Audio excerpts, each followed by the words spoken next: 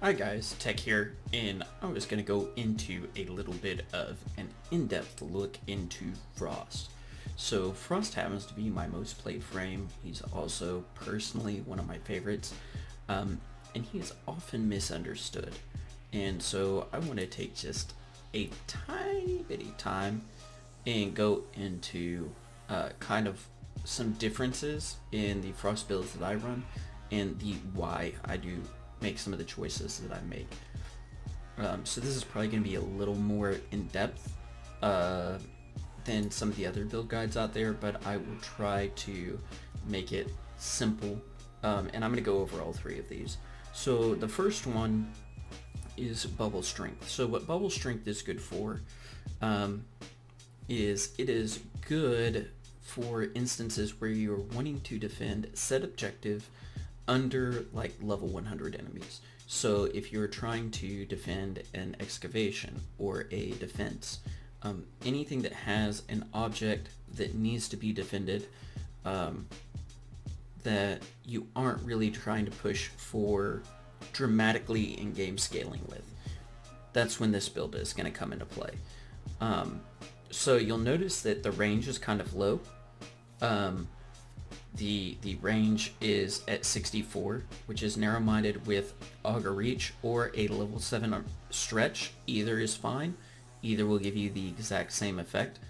And this is my only Umbral build with Frost.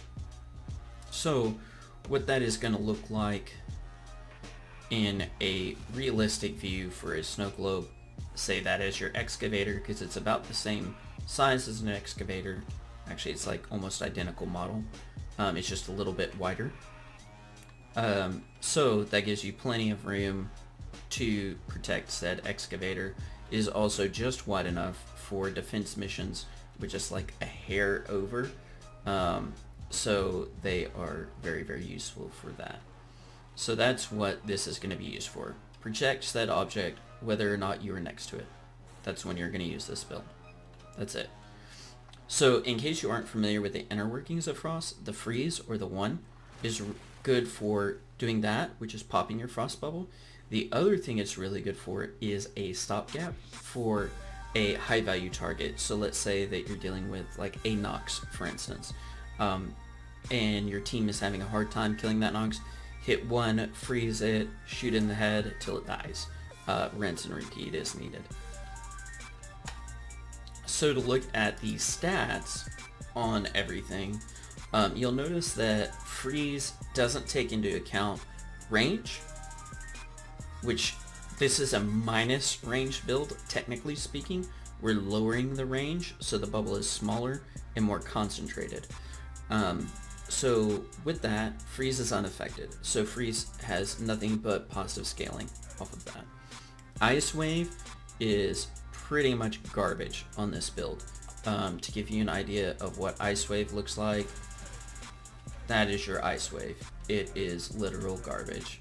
It's probably not even worth casting. Same with Avalanche. So the only time that you're really going to use Avalanche in this setup is that they're inside the bubble and you need to strip their armor, because they're a high armored, like if you're fighting the Grineer, for instance, they have a high amount of armor and it's not otherwise being stripped. Hit your 4 while they're in the bubble, strip their armor, done. So that's kind of what that particular build is going to be really good for. Bubble size is exactly what it sounds like. High efficiency and high overall range.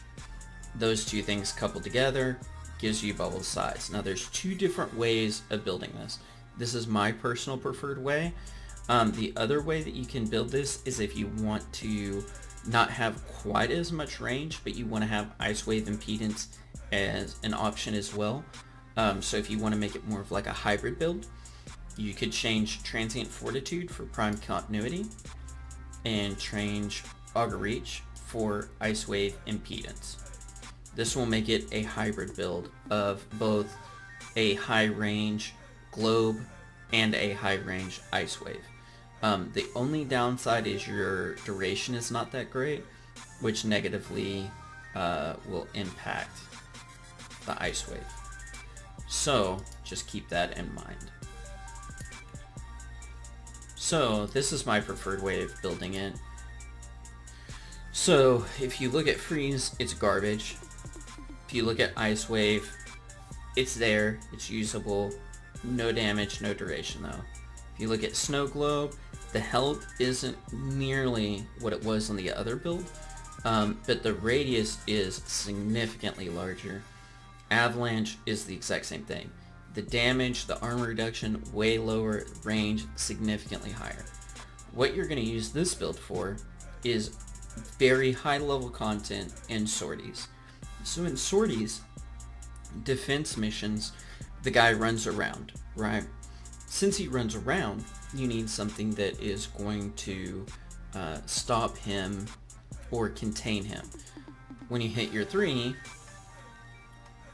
you can see this bubble is gigantic. So it covers a very large area, so he can run around anywhere in that area and he's protected. The other thing about this specific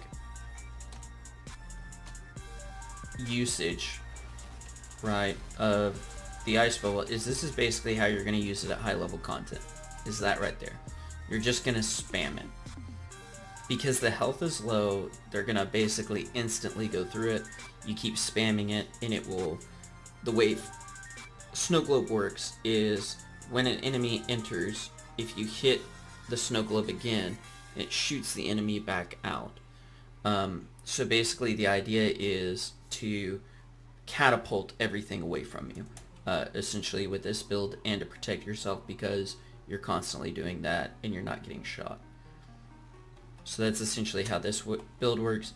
To give you an idea of how Ice Wave looks, that is how Ice Wave looks. So it's significantly better than it is on the small one, goes quite a bit further. Then the final build that I use, and this is just for something a little different, it's a me personally thing, is an actual Ice Wave impedance build. So the way this works is the bubble's garbage because it's not big enough where it's going to stop a defensive target, or it's too big to stop a normal defensive target, and it's too small for like a sortie and things of that nature, and it's really weak, so it's going to go down constantly. Now, what this is actually good for is just a change of pace. So instead of worrying about your 3, you're worrying about your 2. So you can see you have really good range on it. It's got a nice area. It's got nice duration. So it makes it where enemies stay frozen for a longer amount of time. And that's what you're looking for. With this build, you're just looking to freeze stuff and chill stuff until you can kill it. That's all, that's the whole goal. You can see your little frost trail right here. So that is a more in-depth look into frost. I hope that this may have answered some questions for you. Notice this build, you're really not going to be focusing on anything other than the Ice Wave. The Ice Wave is realistically the only thing that is worth using if you're building it this specific way. Now, there is not a right or a wrong way to build anything in this game. So there's not a perfect frost build. There is just a frost build that works for X circumstance better than Y circumstance, which is why I have the different bubble builds. I have the bubble strength and the bubble size, because both of them are good for different reasons completely.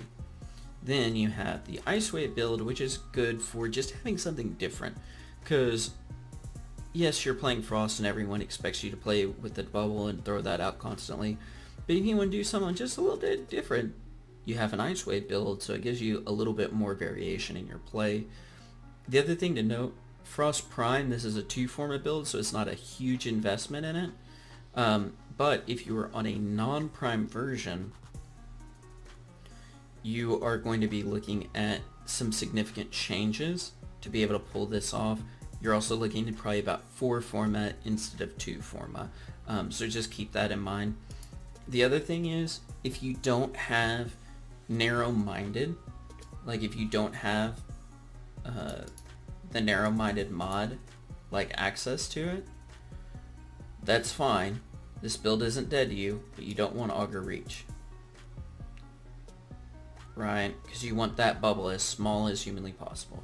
So if you don't have access to this mod, because not everybody does, and you don't, let's say, you don't have the Umbrals, let's say you don't have Transient Fortitude, you're just kind of working on stuff, you haven't got those kind of things yet. That's fine. The build isn't dead to you. You just have to make some creative changes. So what you're going to focus on is armor. So armor scales the bubble really well. So you're just going to throw all that in. Okay? We need a little bit of health, so we're going to throw in a vitality. Now, we need a little bit of power strength. We don't need any duration. But we're going to say we don't have a prime flow, so we're just going to run a normal flow. And you may or may not have an X list. It's fine. If you do on this, you probably want to do power drift if you have it. If not, again, it's fine. And then the last mod, what are we missing?